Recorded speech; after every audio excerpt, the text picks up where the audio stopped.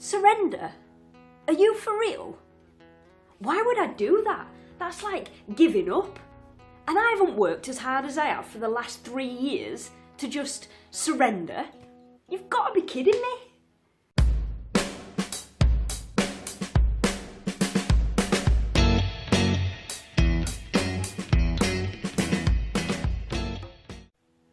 I remember when I was teaching a class of ex-offenders, I had this fleeting thought of starting my own business. I had no idea where that thought had come from, what my business would be, or what I would do. But I do remember very strongly that feeling that I had in the moment. Fast forward 9 years and I'm packing up my desk, stripping away all traces of my work within education and from the teacher's staff room. I'd taken a leap of faith and started my own business.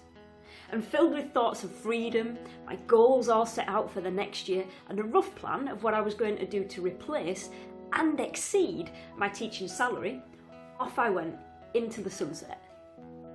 I had no idea how to be a businesswoman. It didn't feel easy to me. I remember looking at my partner and our friends that had their own businesses and thinking, wow, they are really good at this. And I began to compare my progress in business to other people. Yet, very quickly I could see that my reality was not working out the same as theirs. And it got to the point where all my waking thoughts were focused around strategizing on how I was going to pay my bills this month. I did whatever I could to get clients to sign up to work with me. And I wasn't attracting clients, I was out there running after them, rounding them up and hitting them with the best offer that I could. I would offer them the world and I would over-provide when they signed up. And I found that I was working my ass off to prove that I was worth it, to myself and to them. And when I look back, I can see that there was this whole energy around money of pushing and forcing, of struggling and chasing. I was watching and learning from others every day, trying to recreate what I saw them doing. I observed intensely and I tried to replicate their results. But those results, they didn't come. There's some doubt from people that your thoughts create your reality. There is absolutely no doubt in my mind that that is the truth. What you think creates an energy, a vibration. In my new venture, my thoughts were ones of lack, scarcity and doubt. Those thoughts that I was having were creating an energy, a low vibration that people around me were picking up on subconsciously. And what was I attracting? Well, not what I wanted, that's for sure. I was attracting clients that didn't have much money, so I would end up offering them my services at no cost or ridiculously low cost. I was attracting clients that didn't show up to our scheduled sessions, and I was attracting clients that didn't achieve the results that they were hoping for. I came to realise something really important.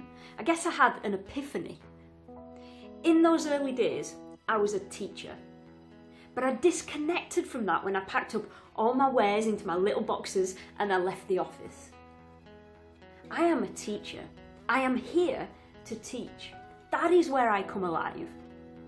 Yet I was striving to be something else. I wanted to be this hugely successful businesswoman. And right at that moment in time, I was failing at both. There is something bigger than you. Now I know what you're thinking, Gina, everything's bigger than you, you're tiny. But seriously, whether you call that God, the universe, consciousness, whatever it is that you call it, that thing that is bigger than you, it knows what you're here for, and it knows how to access it. It has a bigger plan for you, a plan and a vision that you don't even know exists right now. Because you live your life from the space of what you know and what you've experienced in the past.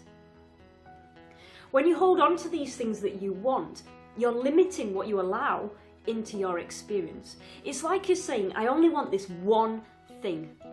And this one thing has to look a certain way and be delivered to me in only this packaging. But this thing that is bigger than you, it wants you to have 5 things. 5 things that are delivered in different ways with fancier packaging than you ever knew existed. When you're in sync with that thing that is bigger than you, you open up to the energy, the vibration that will allow it to come about and to manifest into your life. When you're in that space, you open up to what is possible and what is waiting for you. My spiritual teacher at the time, he said to me, "Gina, you need to surrender." But I didn't want to do that. That was like giving up. And I didn't want to be defeated. So I dismissed that bit of advice. I continued to strive, to push, to pull, and to struggle to make what I needed to survive. Month after month, a continuous struggle. 3 years this went on for. I had coaches, I had mentors, I paid freelancers to do the work that I knew that I wasn't skilled at, and I had a few spiritual teachers in that time too. Then one day I was talking about surrendering to my spiritual teacher. I explained my thoughts on what surrendering meant to me. He talked to me about the energy that surrendering conjured up in my mind, and he asked me to find an alternative word for it. Letting go instantly popped into my head. Letting go felt smooth, graceful, peaceful even. I had this vision of making paper boats with my friends. We would make the boats and then let go of them, sailing them down the river. Surrendering felt like my brother pinning me down, stealing my boat and sailing it without my consent. My spiritual teacher suggested that I played with the idea of letting go, with the knowing that I will be okay. Always remembering the universe has my back and will always provide what I need. So I did. It wasn't long after that I remember reaching a really low point. A point where I had given it everything I had, yet I was less than 4 hours away from not being able to pay my bills. My anxiety was through the roof. I was scared, disappointed in myself. I felt like a failure. I cried and I cried and I cried. I remember saying a prayer, asking for help, for guidance, and to be shown the way. And in that moment, I felt a release. I let it go. And I thought to myself, it will be okay. The universe will provide for me. I let it go in my darkest moment. And now opportunities, people, clients, money, it is all coming to me. Because I'm focused on doing what I'm here to do. I'm focused on teaching. The rest is being taken care of by something much bigger than me. And I know it's unfolding perfectly. When you've worked as hard as you can, when you've done as much as you think is possible, when you've strived, tried, pushed, pulled, forced, given all that you can, when you've bargained, when you've pleaded, when you've hoped, when you've done all you can do, and when there's nothing left for you to do, give it up. Surrender. Let it go. Give it up to that thing that is bigger than yourself and trust that all will be okay. Let go of what you think you want and open up to the possibility that there's something bigger for you. So I made this mistake for so long of thinking that to surrender, I needed to do something, to get active and to get on with surrendering. I must get on with surrendering. But what I've come to learn over the years is this. Surrendering, letting go, it is not an active process. You don't need to jump up off the sofa and go out there to surrender. To surrender is to give it up.